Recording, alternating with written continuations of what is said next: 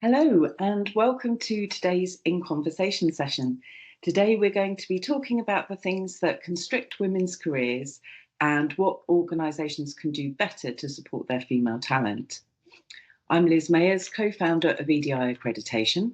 We're a bit like ISO certification for equality, diversity and inclusion. And accredited measures EDI performance. It provides a kite mark, if you like, of achievement, and it encourages best practice. Because we're impartial, we don't sell consulting or training services, but we found that most organisations, once they've become accredited, just want to keep getting better and better. So we've built a brilliant community of specialists to help them on the next steps of their journey. And I'm delighted to be joined by a brilliant panel made up of some of our community members today. So panel, please introduce yourselves. We'll go alphabetically. So Emma, can we start with you, please?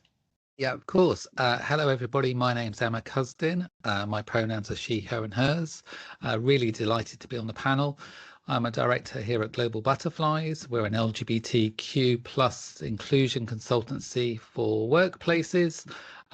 My background is 30 years experience as a HR director, but I'm also a trans woman as well. And we are one of the amazing partners with Liz and everybody at EDI. Amazing. Thank you so much, Emma. Gemma, I know you sometimes struggle with the alphabet, but it's you next. No, it's just like, am I going to get this right? So I'm Gemma Rabbini from Coach and Bloom, and I help businesses retain and empower female talent. So I love working with women to navigate building a life that they love and a career they can be really proud of. And that will include random moments like menopause, like maternity return, and like all of those kind of squiggly moments in our careers. So retaining women in the workforce and increasing diversity at a senior level is something that I'm super passionate about. It's an absolute pleasure to be here, and thank you for inviting me. Pleasure. And last but by no means least, Jessica. Hello everyone, my name is Jessica Agudelo. My pronouns are she, her, and I am a mental health trainer, wellbeing consultant and systemic constellations practitioner. I work with organisations, communities and individuals to build resilience around wellbeing, delivering training, supporting with wellbeing strategies, and having conversations about mental health so we can normalize them and get to a place where we feel supported together. It's a pleasure to be here. Thank you. Amazing. Thank you.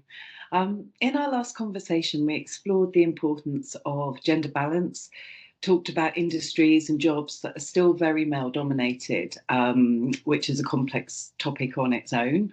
The recording's available online for anyone who missed it.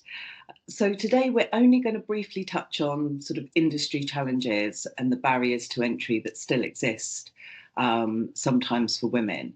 But then we're going to talk about the specific issues that constrict women's careers, regardless of industry, once she's got her foot in the door. So to start off then, how can organisations in very male-dominated industry like construction or tech, engineering, financial services, encourage more women into the industry in the first place, do we think? Shall we start with Emma? We'll go in the same order. Oh, okay, great. Yeah, absolutely. I think for me, it's around what is the organization's approach to hiring great talent? So for me, it's about signals and signs. So if you're looking to join a company, what are you seeing from the outside in? So, do your research, what are they saying on social media? What's the makeup of the board? What industry-wide bodies are they signing up to? What's the conversation about this? What's the gender pay gap analysis? I'm a big researcher, I have to say, so do your research. Think about, what's right for you in terms of, how does this organization align with you? And equally, what are they saying about this subject? And other elements of equity, diversity and inclusion. And thinking about what's right for you. Do you know anybody in that organization? What can they tell you about the organization? Because there is sometimes a difference between what people say externally and maybe what the reality is in an organization. But I really encourage people to think about doing the research, thinking about how that resonates with you and what you want to achieve. Some people want to be trailblazers, some people want to be a little bit safer, but thinking about those things as well and trying to get a sense as you're stepping into that industry, what am I moving into? Yeah, definitely. Gemma, any thoughts? So when you were just asking us that question, I remember a financial, who will remain nameless, a financial organisation that are massive, who had a big drive to attract more women into financial services. And on the front of their leaflet, they put a picture of a man. And it was all about, we want to get more women in. Here's a man doing the job. So I think just being really conscious about so I totally agree with what Emma said, being really conscious about what signs are we sending out. If we're wanting to attract more people, do they look, feel, can they see somebody who looks like me doing the job? And I think from an organisation perspective, there's a couple of things. So I think asking the women who are currently in the organisation, what attracted you to work here and what gets in your way of progressing, or what do you think might stop somebody applying in this industry, is really valuable insight. So I think for Emma talking about research, I think actually as an organization just really understanding what's brought people in who currently are women in your organization and what might be hindering their progression or encouraging their progression. Like, what do they actually say to be what it's like to be a woman in this company, in this industry? But then using that data to do something about it. It's about the stories that you tell. It's about how you are articulating. Sometimes it's just calling out, we know a lot of women might discount this opportunity because of this. Actually, that's not what it's like to be in this company. We've put in place special programs, or we've put in place support, or, we're having specific conversations about recruitment, and we really actively want to encourage people. So I think it's those opening the door and letting people see that this is a place that we want, you belong, we want to kind of invite you in. But I think it also starts a lot younger than that, because there are, in certain industries and certain companies, there will be certain roles that women at a very young age will discount themselves from. So it's about educating girls about the sort of opportunities that there are, and the fact that these are the skills you need, and you absolutely have these. They're not just male DNA opportunities and only men can do these things. This is an opportunity for anyone who, thinks strategically, who's passionate, who's this, who's that. So making that language that you use just unisex in terms of, it's for anyone, whether you're male, female, whatever you are, however you identify, these are the skills, these are the sort of human that we need. So I think organizations probably have to do, a bit of asking some questions that might prove some difficult answers, take the action based on that research, and then look at where are the opportunities for us to go upstream in that supply, and be the company that wants to attract these people, who will create more diverse workforces, which ultimately drives commercial results. Yeah, definitely. Jessica, anything to add? Oh, I agree with everything. So not a lot that will be very different. I think for me, the three key points that have been mentioned is around representation at leadership level and board level. So how, diversity must start at the top. And when women are visible in boardrooms and senior leadership, then it signals to others that this is an organization where there is a clear path to growth, development, to success. So clearly it will attract those women looking for organizations that are inclusive. There's something about the inclusive recruitment and outreach practices, which Emma mentioned, again, so important that we're using neutral language. And as Gemma mentioned, that visually as well, that we are seeing women in those recruitment campaigns, but also that we're also engaging with women's professional networks and industry groups to also attract. So I've worked for organizations where when I ask about their recruitment platforms or strategies, they only use one or two platforms, which are more likely to be utilized by a small proportion of the population or people or a specific profile. Actually, we need to widen that reach, certainly, and highlight those female role models in the industry already that can talk about their experience, their challenges, and what supported them in their journeys. And then the final one is a supportive workplace culture, because once women join organizations, do they have the opportunity to be matched to a mentor or sponsorship programs to guide and support them through their careers? So it's about also then looking at our policies and procedures, whether there are flexible working arrangements to accommodate those different needs. And provide well-being and inclusion for all, because this is also about educating everybody else in those industries, in the business, to be, allies to women, to support with using helpful language, for example, because you might have women joining an industry, but they're very aware that there is a lot of banter that isn't very inclusive. Absolutely, that's very discriminatory, and sort of women put up with that and kind of go, yeah, we'll just keep our heads down and just get on with the work. But actually, that's not showing an inclusive culture within organizations or industry. So I think for me, it's those three levels. And finally, Gemma, you mentioned education. Schools, colleges, universities are constantly looking for professionals to either engage in their mentorship or career programs. I'm a mentor for the University of Westminster. And so, again, working with women around, some guidance, some practices, but also going into schools. My daughter's school's secondary school is constantly looking for professionals to come in and talk about their industry. And I think we need to start there.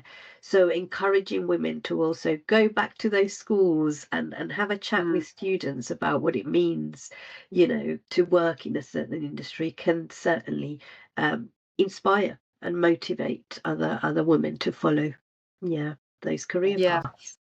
And I think particularly women who are not super senior on boards, but it's kind of, they're still accessible, isn't it? I love what you say about, going in and just sharing experience, because if you can see it and you think, hang on, she's only, she's got kids and she's, this age, and that's, that's something that I could be, it's much more easy to kind of identify. But companies have got such a huge opportunity to differentiate. If you are working in a company that's a male dominated industry or a male dominated company, actually your employee experience can really elevate your brand and attract more people. So it's very much what Emma was saying about what are the signals you're sending. But actually, if the industry isn't really that hot on this kind of thing, and you're the company that can be seen as a bit of a beacon and we've got a different approach, you get the best talent. So, this is brilliant. It's a brilliant opportunity to do something really meaningful, whether it's coaching for women who start in the organization, whether it's kind of a golden handshake in terms of the support that we offer you, whether it's a mentorship program.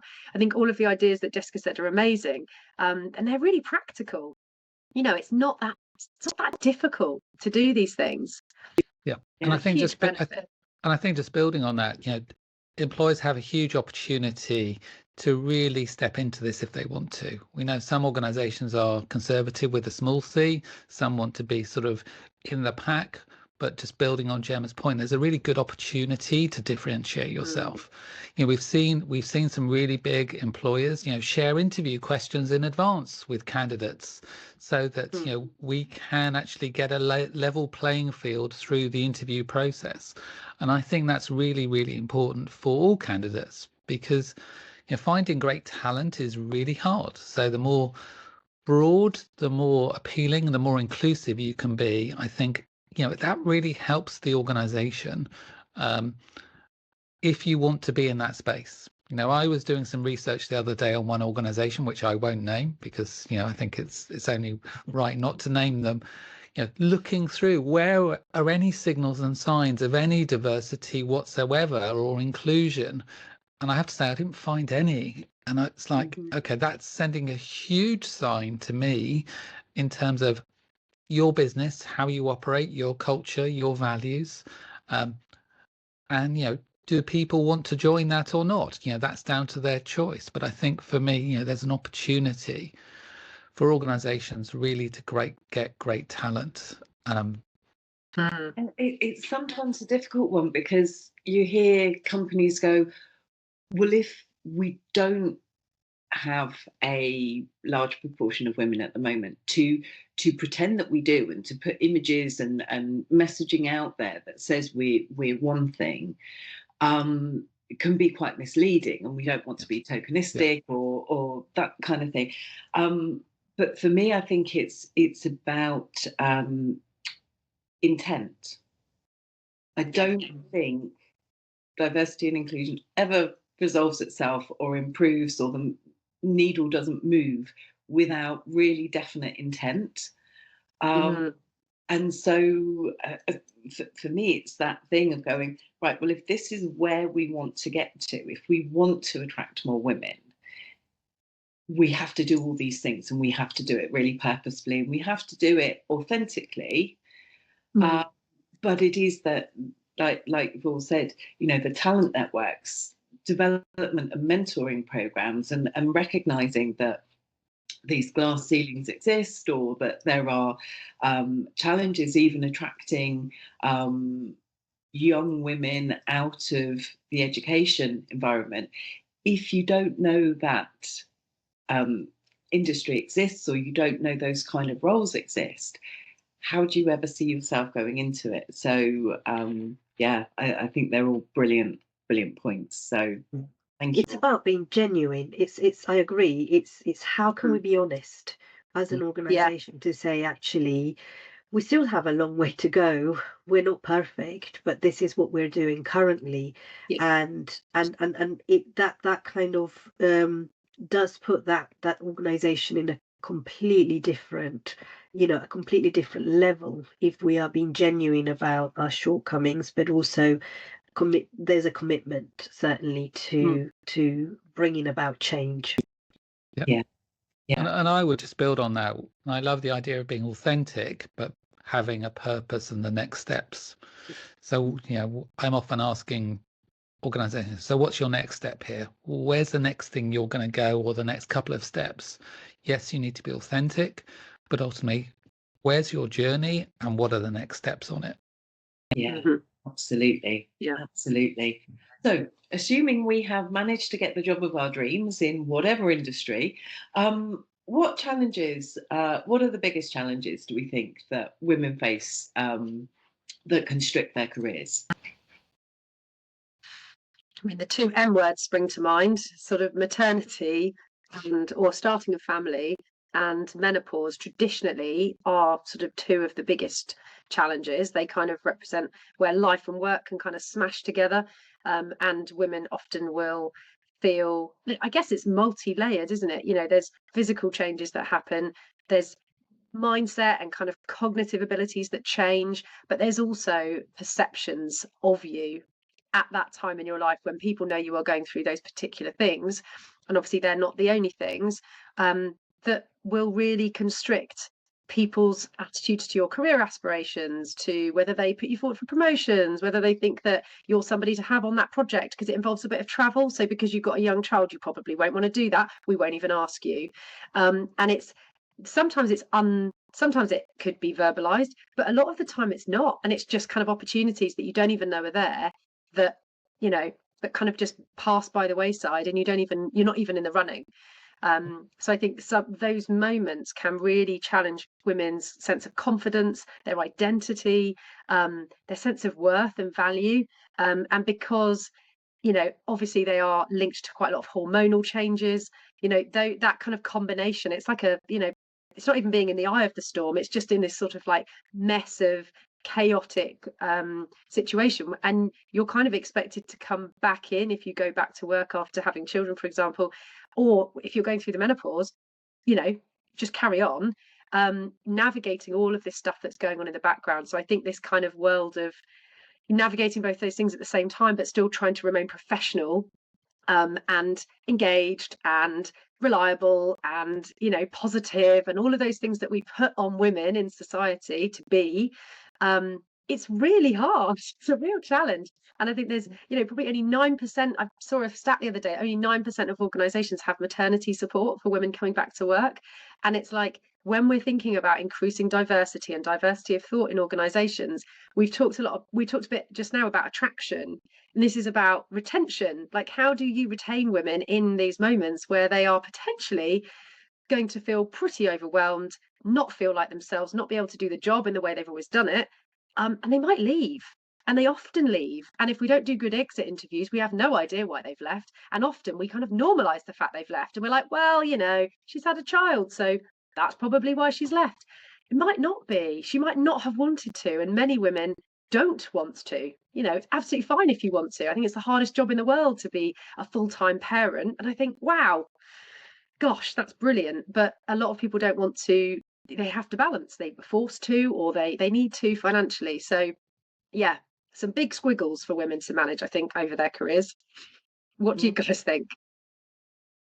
Yeah, I agree, Gemma. I think there's so many things and different layers as well of experiences around unconscious bias, around stereotypes, women feeling judged, especially if they're in leadership roles, facing higher expectations, or being perceived as less authoritative because their style is more compassionate and calm, for example.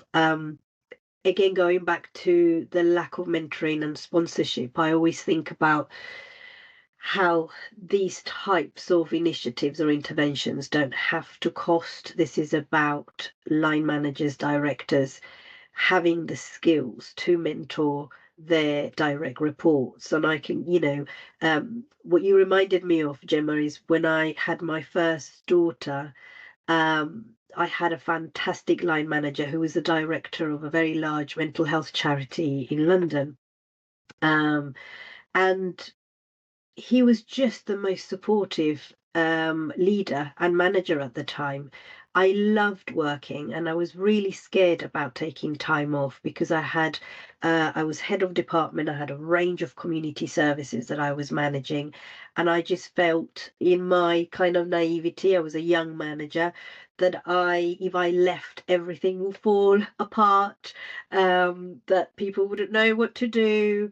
And again, just in in hindsight, I can see the little smiles, and he probably thinking, how naive are you, Jessica? It's fine. It's fine for you to leave, and we will hold this for you. It's absolutely fine. We've got somebody else coming in to cover you for the maternity. And I remember one specific meeting where, he said to me, okay, you're going to go on maternity leave in a couple of weeks. And I'm like, yes. How are you feeling? And I'm like, I don't want to go on maternity leave. And then he was saying, how often would you like us to be in touch so I can check in on you, see how you are, how baby's doing, but also give you a little bit of an update. And there's me again going, oh, maybe every month. And he was like, no, why don't we start at 3 months and then see how we go from there? And so again, just very, very kind and very compassionate in that approach. And I think what a lot of companies and organizations miss is that skill set of compassion, of allyship, of experience. Yeah. I think asking that was the crucial thing, because in the past, I know I've had people who go, oh, this is horrendous. I'm on maternity leave and they've been bombarding me every month with communication. I don't want to know. This is my time off with baby. It should be sacred and protected. Exactly. And other people have gone, I haven't heard anything from them. It's like they've forgotten I exist, and I just want to have a weekly catch up with the team to know that they know I'm still here. And it's so individual, isn't it? And I think it's that sheep dip approach of, this is what we do when people go on X, or this is what we do when this is happening for someone.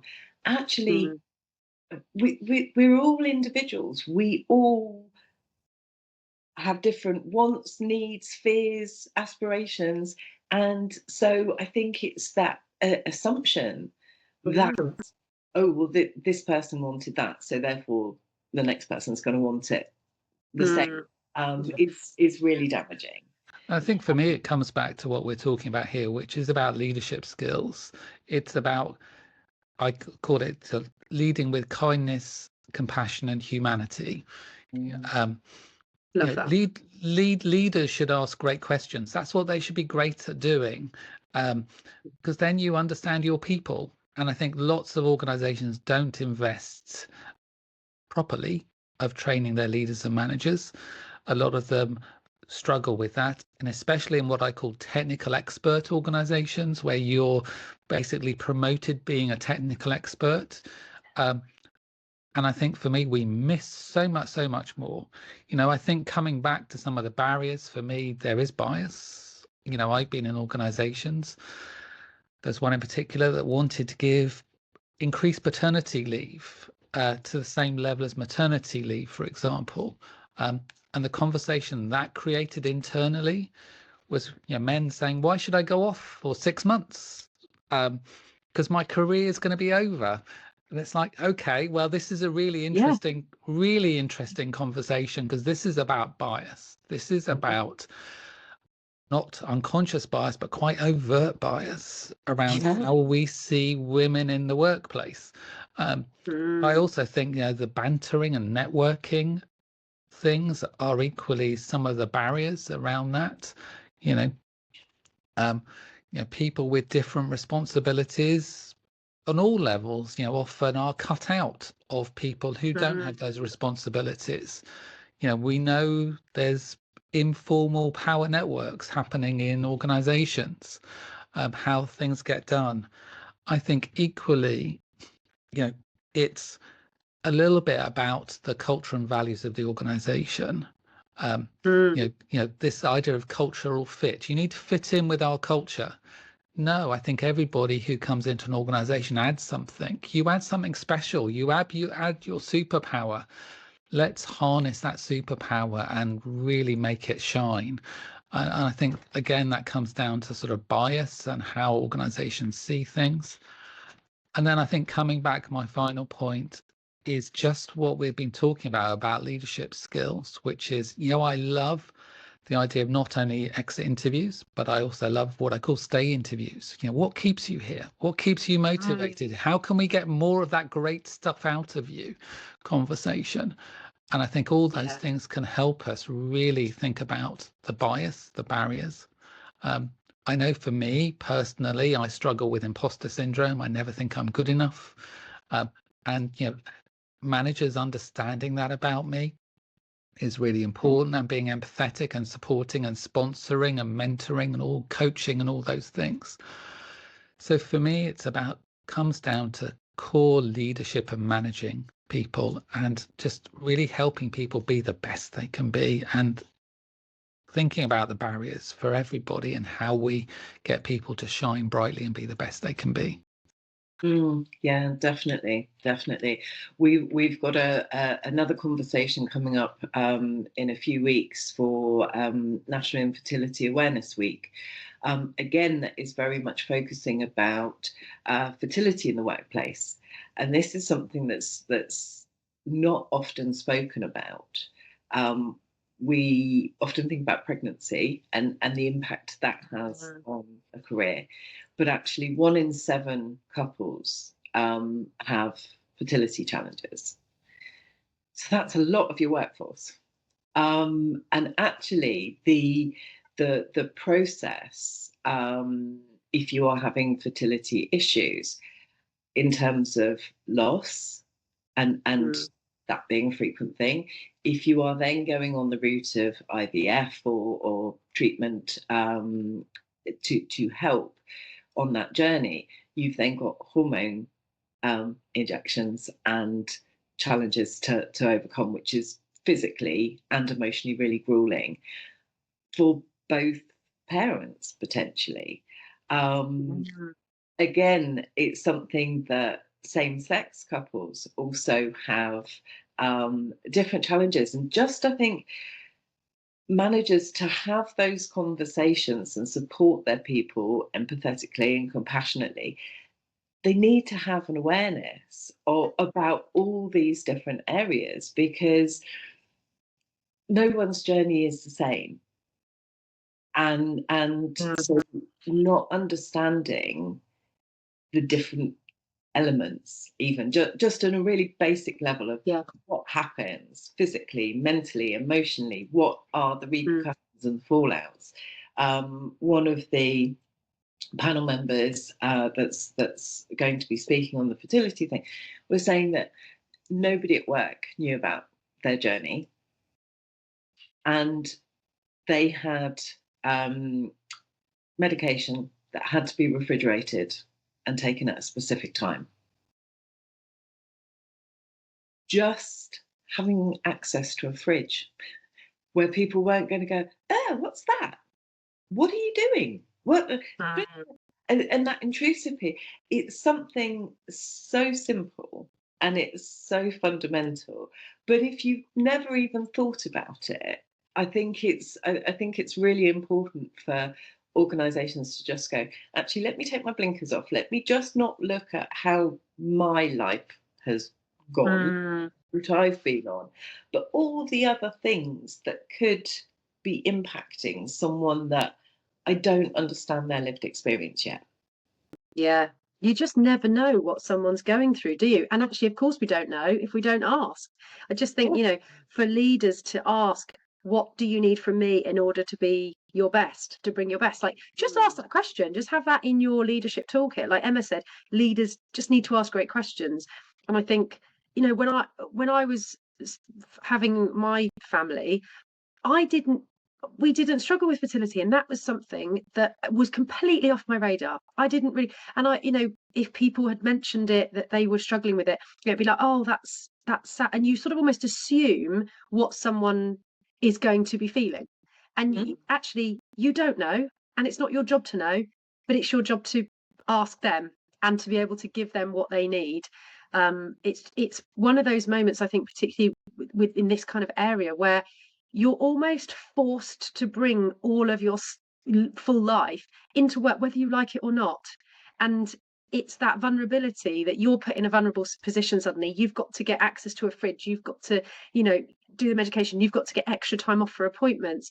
And it's just it's a mess of, I'm not the person, I'm not delivering in the way that I thought I should. People are going to be asking me awkward questions. And actually to have a leader that just goes, what do you need? Tell me what you need. I've got your back. That is just, in terms of retention, you couldn't, people leave bad managers, don't they? They don't leave bad jobs, they leave bad managers. And what you were describing earlier, Jessica, that guy sounds absolutely amazing. That's the thing that really means that you're able to navigate all of life and all of the implications of it in a really, maybe not easy, but just in a much more helpful way, feeling like someone's got your back. And that's really what we want from people, to feel safe, valued and belonging in an organisation. That's what makes people stay.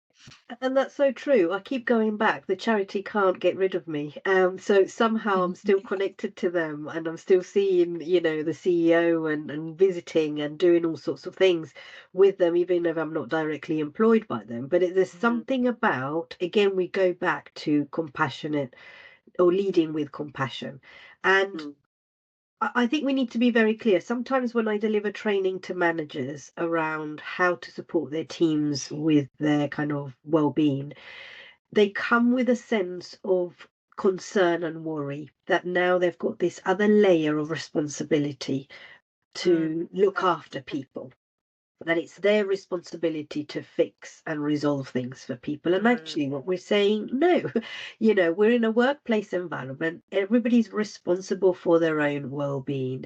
But what we can do is create psychologically safe spaces for everybody here. And actually what you both have said already, it's about, if I don't know anything about infertility, because that hasn't been part of my journey or my experience, what I can do as a manager is sit down and go, oof, okay, let's talk about how what you're going through is impacting work at the minute. What can we do to support you?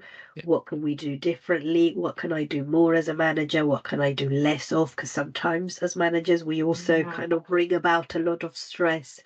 Let's look at what's available in the organisation in terms of support, whether these supports are going to be useful, if they're appropriate, and if not, perhaps thinking about what supports do you have in your personal life? What supports do you have at home? Who can you talk to? So there's something about, we don't have to fix it all or carry, people, but we can certainly, through these compassionate conversations as managers, look at a plan to support people on their journeys, and it does fall in line with some of the organizational policies around, reasonable adjustments, around, if somebody's unwell, occupational health assessment. So again, we can use all of those additional resources to guide us as managers, in terms of how to support and what reasonable adjustments we need to put in place for people, and that flexibility. So there is something, I think 90% of the time when you work in this way, you will have very loyal members of your team's employees that will do 120% for you, because they truly believe and they're happy. They trust you, they're happy with what they're doing, and they feel safe at work. So there's something about that compassionate leadership, which doesn't mean fixing or resolving. It means having those conversations, asking those good questions, and being empathetic, showing empathy ultimately. Yeah. Yeah. And I think just off the Love back that. of that, it's around that psychological safety for me, which is around having a bit of vulnerability and humility as a leader and manager. Your life experiences, your team will have their own life experiences, and how we step into that, and how we build psychological safety with our teams, and showing we're human beings, we're not robots, that actually we care for our people and that we want to get the best out of them, and asking those questions. And I think, coaching as a leadership skill set is one of those essential skills if you want to be an amazing leader, is if you have a coaching skill set, working with people, then actually you will build that psychological trust a lot easier. And you chime that with a bit of vulnerability and humility, it's amazing where you can go as a leader and manager. Love that. I think for me, the psychological safety bit, as you rightly said, Emma, it's crucial because it underpins everything. And I think when you are a workplace, and you're expecting people to show up and perform at their very best, you have to create an environment where they can do that. And for them to do that, it does sometimes mean them sharing vulnerability with you. I personally really dislike the phrase reasonable adjustments. But who says what's reasonable? I think they should just be adjustments, full stop, and they're for everyone. It's not if you have this condition or that condition. Adjustments should be available to your employees to help them thrive and shine. But so many people say, oh, this is a safe space. Well, actually, just you saying so doesn't make it safe. Yeah. It's the language we use, it's the behaviours that we model, it's the banter, it's the lack of that is tolerated, that gives those subliminal messages to your people to say, actually, if you come and talk to me about something that you feel you'd like some extra support with, it's going to be well received. It's going to be a meaningful conversation. It's not going to be an adversarial one of you asking for a favour. No, you're telling me what you need to be your best. Yeah. I always think of it, Liz, like if you have to call it a fashion jumper, it's not cool. Like it's not fashionable. Like if you have to call it that, then that's not it.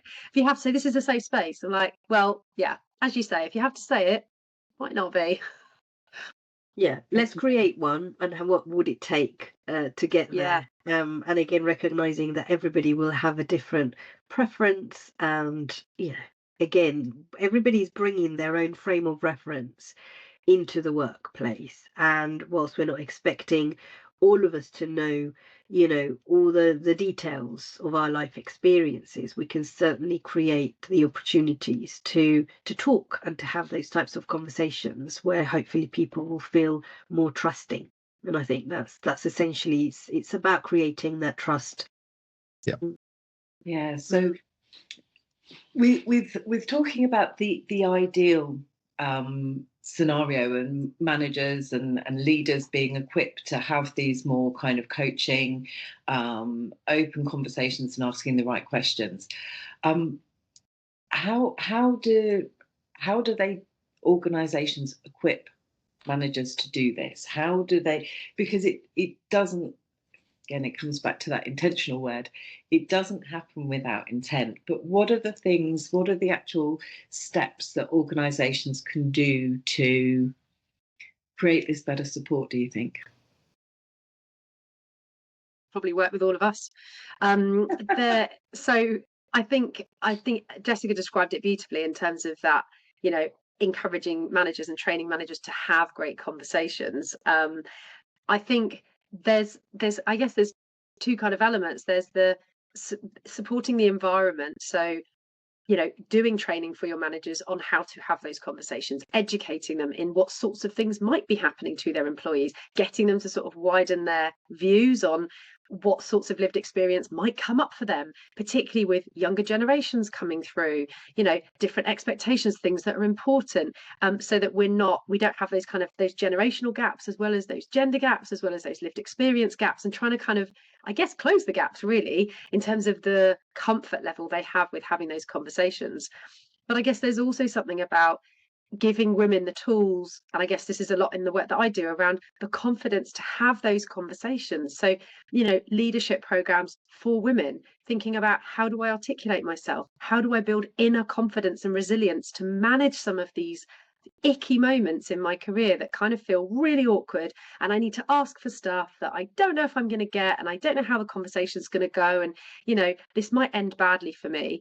But being able to give women a really confident offering, and I guess Emma will know more about this with her HR hat on, but being able to give them a suite of things that say, we're here for you, but we also acknowledge that there's maybe some structural process policy type stuff, which I would be less familiar with. I'm sure Emma would have lots of experience, but also, what are we doing for our managers? There's probably like 3 elements of like a triad of the structure, the women themselves, and giving them the skills and capabilities to have those tricky conversations, and the leaders themselves to create those environments. And it's not going to happen overnight. It's not one of those things yes, you could put coaching programs in place and start them, but it's believing that this is a longer term game plan.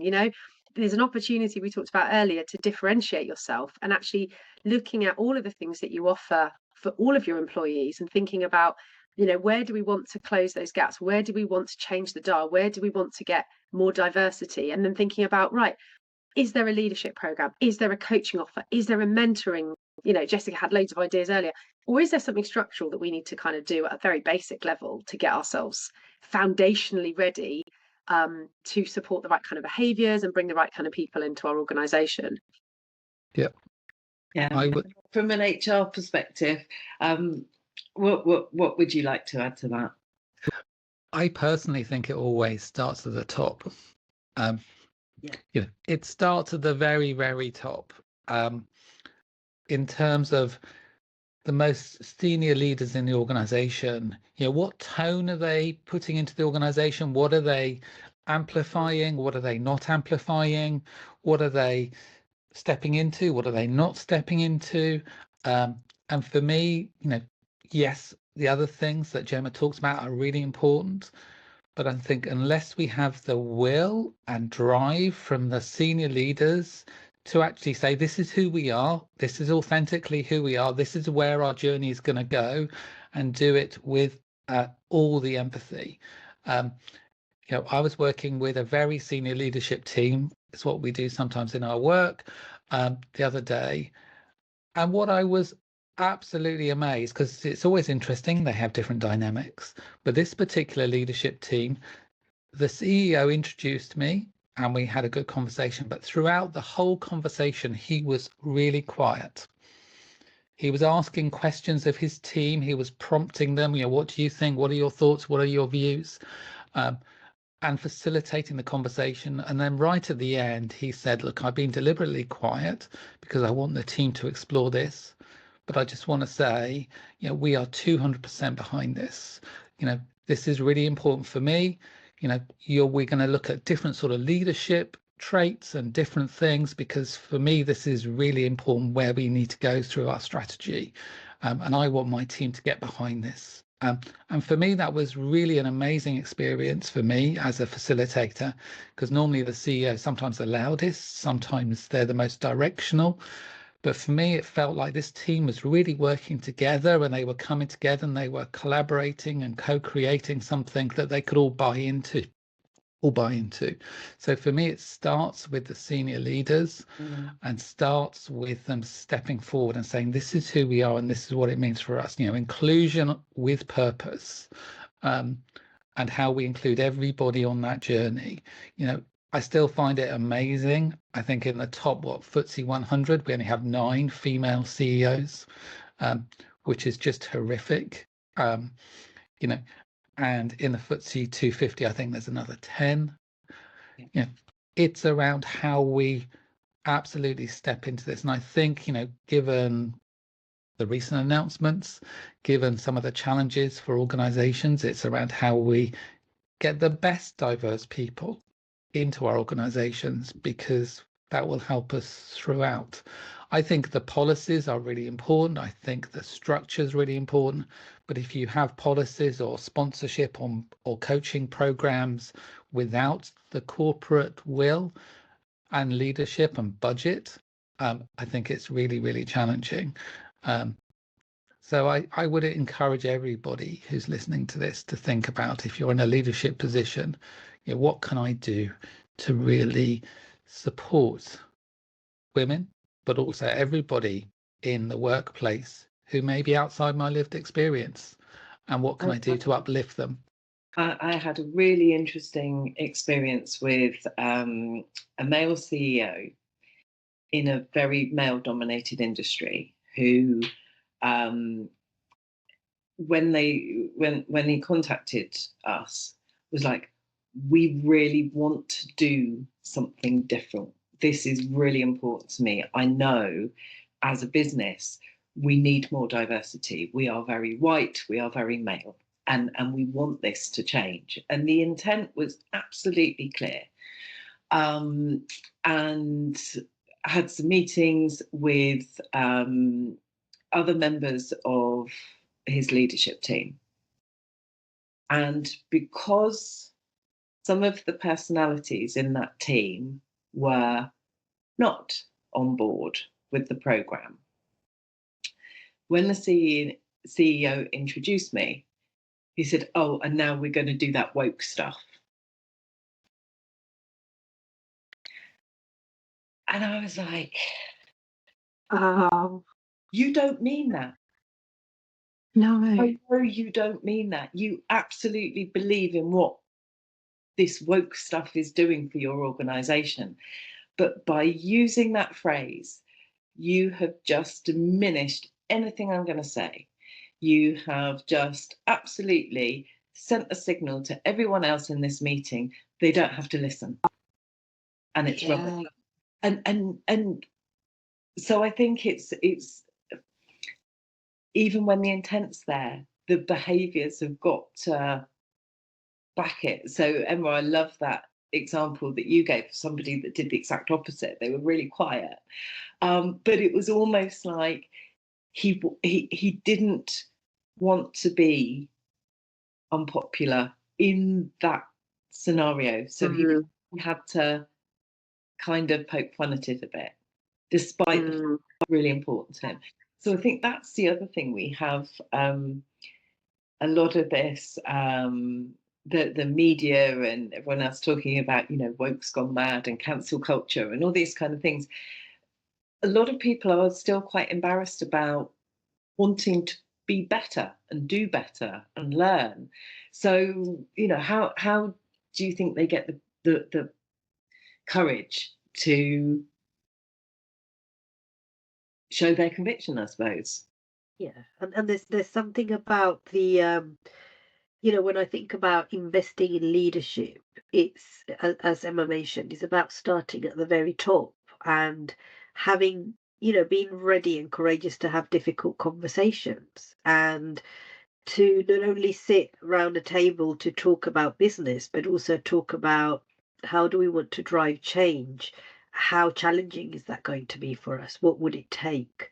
So there's certainly something about becoming a role model, and it needs to start at the top. And it's about everyday behaviors. It's about our attitude to other colleagues, to the work, language, all of those things we need to role model. Otherwise, it's just not going to work. And so there is something very true about being courageous, but also um, having those challenging conversations, if it's at the board level, to say, if we want to drive and bring about change, this is what it's going to take. And let's talk it through.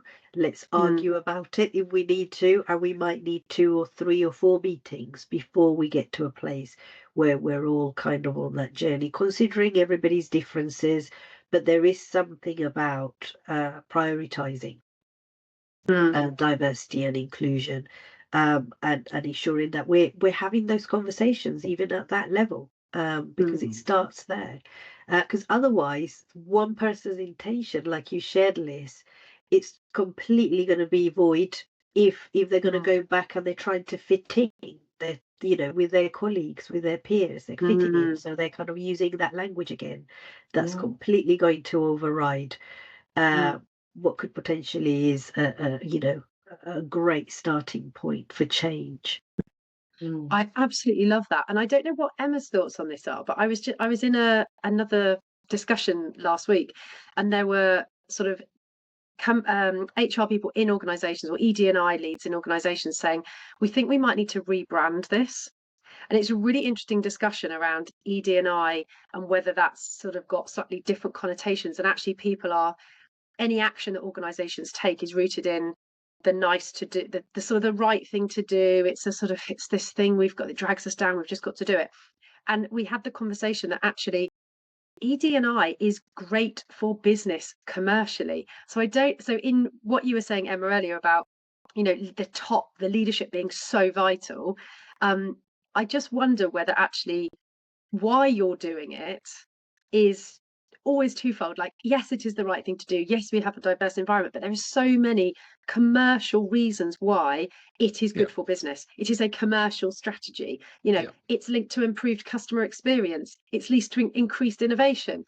And I always harp on about these things because I kind of think people don't think that it's a commercial strategy. They think it's just a tick box, and it really annoys me. So I don't know whether, in terms of how, when you think about action, you asked about action, Liz, in terms of that discussion around what will the benefits be for us. Let's look at the research. Let's look at the data around this.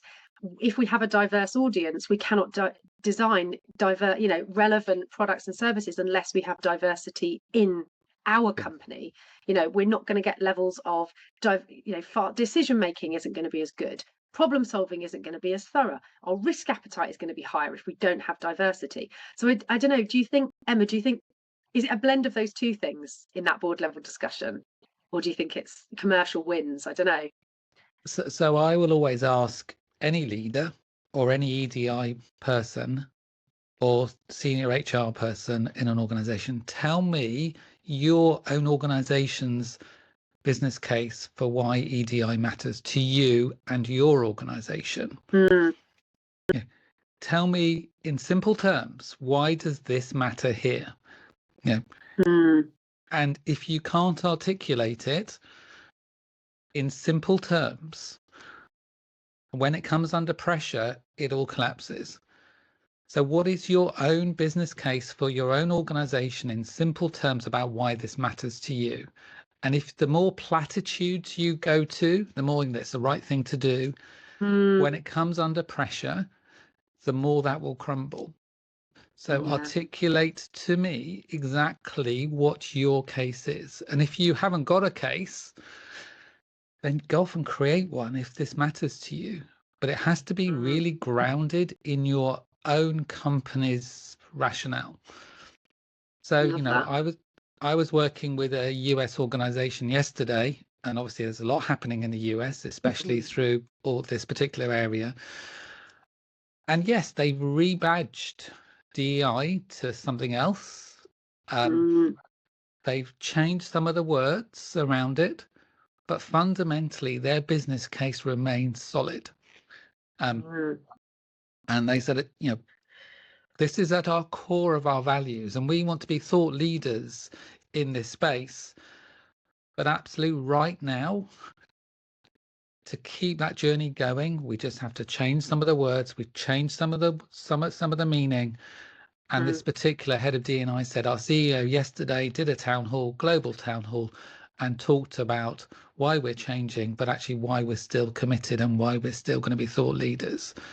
So for me, there are great organizations out there who can do it. I think sometimes if we get sidelined into, you know, feeling about how the words might be changed or the acronym might be changed, and we see some organizations just changing their approach, let's celebrate the fact that they're still doing the work and still keen to do it.